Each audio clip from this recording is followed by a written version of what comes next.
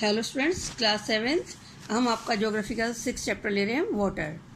Earth is the only planet we know of our solar system where humans and other life form exist.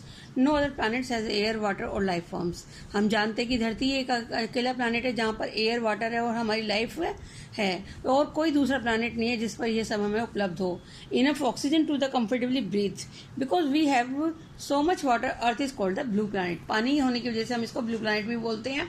और space से ये देखने में भी blue लगती है। Atmosphere makes the planet look blue.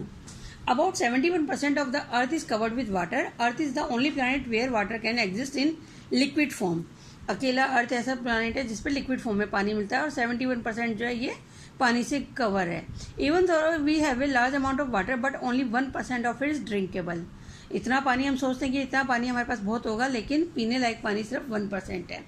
और क्योंकि बाकी और उसमें से भी फ्रोजन है या फिर मोस्टली पानी सॉल्टी है। सॉल्टी यानी कि समुद्र का पानी है तो नमकीन है, और फ्रोजन जो हमारे बर्फ के रूप में, ग्लेशियर के रूप में जमा हुआ है। Earth is the 5th largest planet and the 3rd planet from the sun with only Mercury and Venus being closer. It is about 24,920 miles around earth at the equator. सूरज के पास ये सिर्फ 2 प्लानट हैं, मरकरी और Venus के बाद तीसरा प्लानट अर्थ है, और ये 24,920 माइल्स दूर है इक्वेटर से। इसका मतलब है कि that mean it would take 33 crore, 1 10 100,000 10,000 lakh crore 10 crore, तो 33 crore people holding hands to reach all the way around.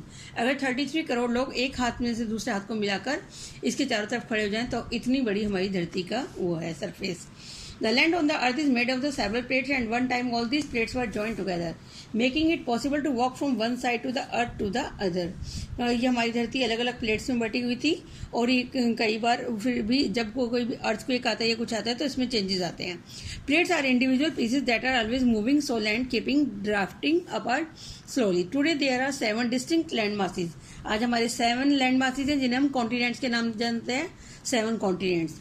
और जो पानी वाला पार्ट है हम उसे ओशंस कहते हैं। तो हाइड्रोलॉजिकल साइकिल, हाइड्रोलॉजिकल साइकिल यानी कि जो पानी वाला पार्ट है उसमें जो साइकिल चलता है उसके बारे में बात करेंगे।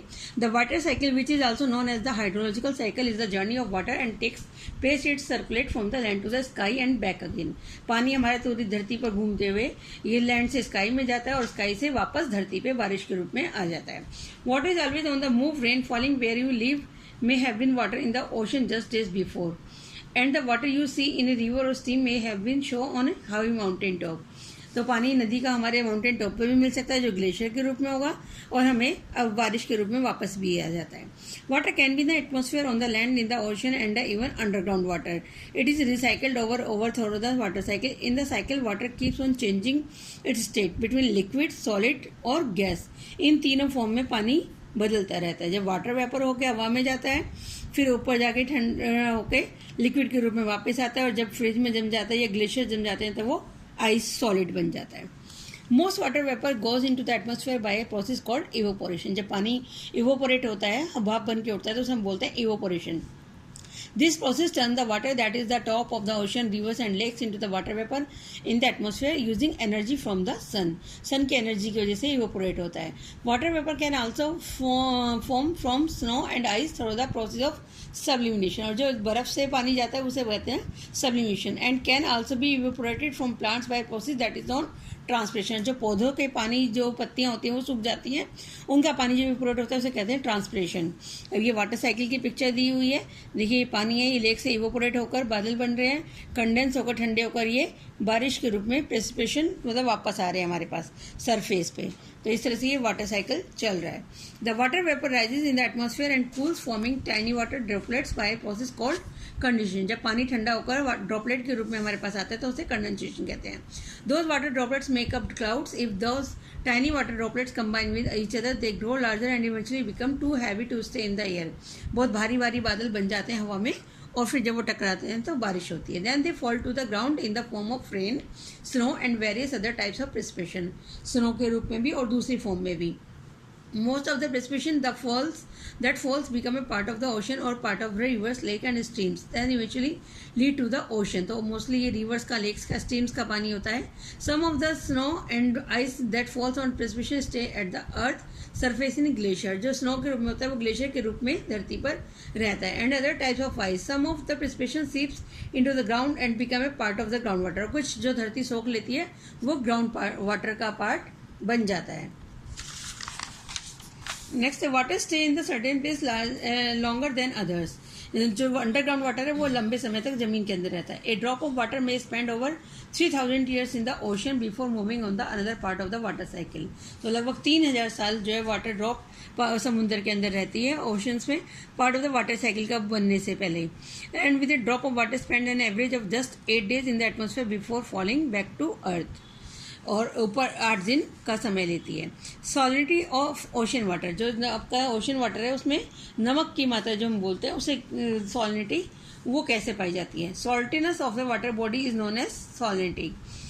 The presence of different levels of different salts such as sodium chloride, calcium sulfate and magnesium and bicarbonates in a water mass are described under the term salinity of water. ये जो आपके हैं सोडियम क्लोराइड, कैल्शियम सल्फेट और magnesium bicarbonate, इन सब की मात्रा के पानी में जो होती है उसको हम सॉलिनिटी ऑफ वाटर कहते हैं.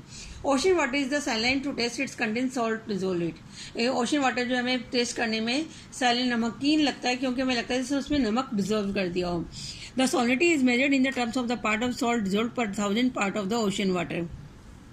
The distribution of salinity in the ocean is not uniform.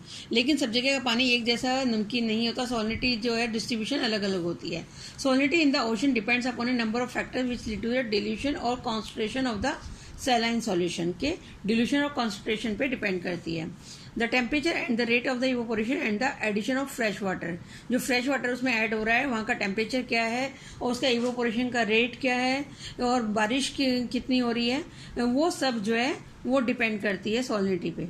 Ice melt and the most important controls of salinity. The average salinity of the open seas is about 32 per 1000 होती है. It is higher in the dry tropics where the rate of the evaporation is more and the addition of fresh water due to the rainfall of large river is very little. छोटी नदियों में कम और बड़ी मात्रा में बड़ा पाया जाता है. In the equatorial region it is slightly lower as this region receive a large amount of rainfall. जो आपके इक्वेटोरियल रीजन है वहाँ पर भी कम बारिश होती है तब वहाँ पे कम फ्रेश वाटर मिलता है. Slightly lower as this region receive large amount. जब भारी बारिश होती है तो फ्रेश वाटर की मात्रा ज्यादा हो जाती है. Beside many large rivers flow into the seas in this region. Similarly the salinity of lower is lower in high altitude. Also in the rate of evaporation here is low and there is a large addition of fresh water. और जहाँ पर evaporation कम होता है ये low there is a large addition of fresh water ज़्यादा होता है due to the ice melting की वजह से, जैसे पोलर रीजन और सब पोलर रीजन पे. However, the difference in the salinity in the seas are very limited. They are much higher between the inland seas and open oceans. Generally, the inland seas in the tropical zone which experience a high rate of evaporation receive no river. जहाँ पर high rate होता है evaporation का और नदी भी नहीं होती, जैसे कि रेड सी एग्जांपल के लिए हमें मच हाई सॉलिनिटी होती है ओपन सीज के मुकाबले. On the other hand the inland seas receive a lot of river water on ice melt. लेकिन जो इनलैंड सीज है वहाँ पर नदियों का पानी मिलता रहता है तो वहाँ पर सॉलिनिटी कम होती है. The White Sea has a much lower salinity than the open seas. The most abundant salt in the ocean waters are the sodium chloride, potassium chloride and calcium and magnesium chloride. जो है इनकी वजह से salt की मात्रा पाई जाती है. Chlorine is the most abundant element है जो कि डिसॉल्व होती है ओशन वाटर में. इसके बाद है मूवमेंट्स ऑफ ओशन वाटर, ये हम नेक्स्ट क्लास में पढ़ेंगे. Thank you.